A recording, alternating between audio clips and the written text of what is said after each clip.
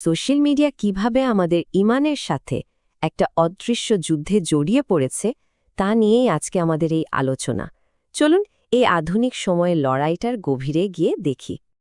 তো সবার আগে আমরা সেই অদৃশ্য মূল্যের কথা বলবো যা আমাদের ডিজিটাল অভ্যাসগুলোর কারণে দিতে হচ্ছে। এই ক্ষতির পরিমাণটা জানলে হয়তো অনেকেই চমকে উঠবেন। বছরে ঠিক কতটা সময় আমাদের অজান্তেই হারিয়ে যাচ্ছে? আচ্ছা, এই সংখ্যাটা আমাদের সেই কঠিন বাস্তবতার মুখোমুখি দাঁড় করিয়ে দেবে। এখন এই সংখ্যাটা আসলে কিসের?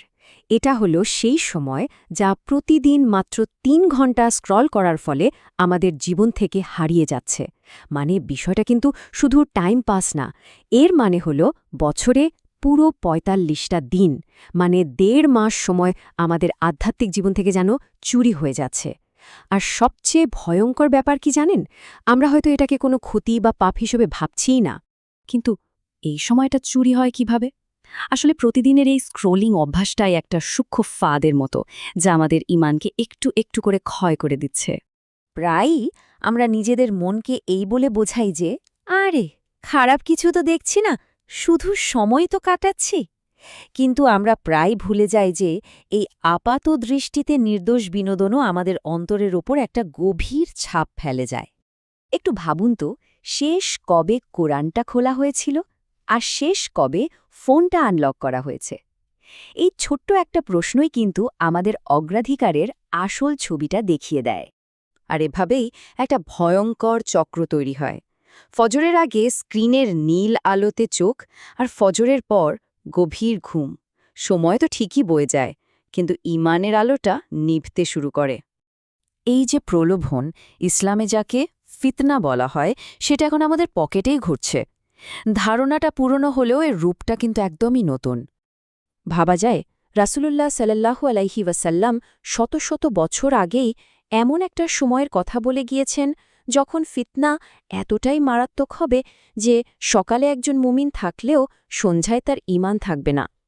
সোশ্যাল মিডিয়ার এই যুগে আমরা কি সেই বাস্তবতার খুব কাছাকাছি চলে আসছি? ব্যাপারটা একটু সহজভাবে তুলনা করা যাক। দেখুন, একটা সময় ছিল যখন ফিতনা বা প্রলোভন দরজায় এসে কড়া নাড়ত, কিন্তু এখন এখন ফিতনা আমাদের পকেটেই ভাইব্রেট করছে। মানে বুঝতেই পারছেন, প্রলোভনের এখন আর আমাদের ব্যক্তিগত জীবনে ঢোকার জন্য কোনো অনুমতিরই দরকার হয় না। আর অনলাইনে ক্রমাগত হারাম জিনিস দেখতে দেখতে যা হয় তা হলো স্বাভাবিকীকরণ। মানে যা একসময় লজ্জার বিষয় ছিল, তাই এখন বিনোদন। আর এভাবেই আমাদের অন্তরগুলো ধীরে ধীরে কঠিন হয়ে পড়ে। তাহলে কি ঈমান এভাবেই মরে যায়, কোনো বড় ধরনের ঘটনা ছাড়াই, একদম নীরবে, আমাদের অজান্তেই? এই প্রশ্নটা কিন্তু সত্যিই ভাবার মতো। এই পুরো ফাঁদটার পেছনে কিন্তু আছে এক পুরনো শত্রু, কিন্তু তার অস্ত্রগুলো সব নতুন। শয়তান এখন আমাদের সময় আর মনোযোগ চুরি করার জন্য প্রযুক্তিকে ব্যবহার করছে। আমাদের মনে রাখতে হবে, কিয়ামতের দিন কিন্তু জীবনের প্রতিটা মুহূর্তের হিসাব দিতে হবে। আমাদের সময়টা কোথায় খরচ করেছি তার জবাব দিতেই হবে, কারণ সময়ই আমাদের সবচেয়ে দামি সম্পদ। একবার শুধু ভাবুন, কি ভয়ঙ্কর একটা বিনিময়!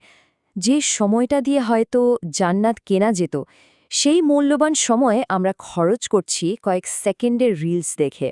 আমরা চিরস্থায়ী পুরস্কারের বদলে কিনছি এক মুহূর্তের বিনোদন। শয়তানের কৌশলও কিন্তু বদলে গেছে।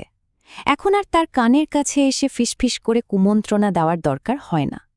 একটা সাধারণ নোটিফিকেশনই যথেষ্ট।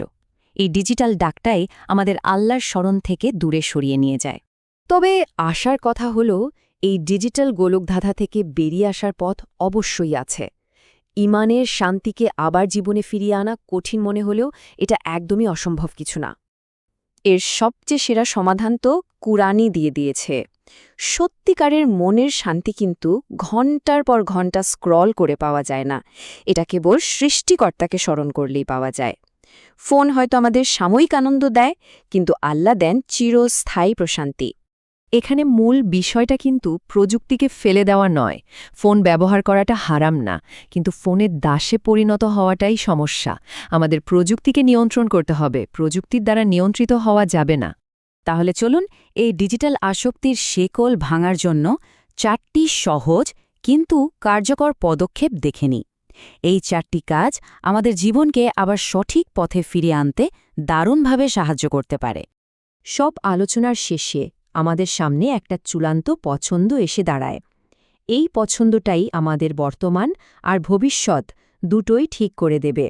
বাস্তবতাটা হলো সোশ্যাল মিডিয়া আমাদের সময় কেড়ে নিচ্ছে, কিন্তু কবর আমাদের এক মুহূর্ত অতিরিক্ত সময় দেবে না। একদিন আমাদের ফোনটা ঠিকই বন্ধ হয়ে যাবে। প্রশ্ন শুধু একটাই, সেদিন কি আমাদের ঈমানটা চালু থাকবে? এই প্রশ্নটার উত্তর নিয়ে ভাবার দায়িত্বটা আমাদের সবার।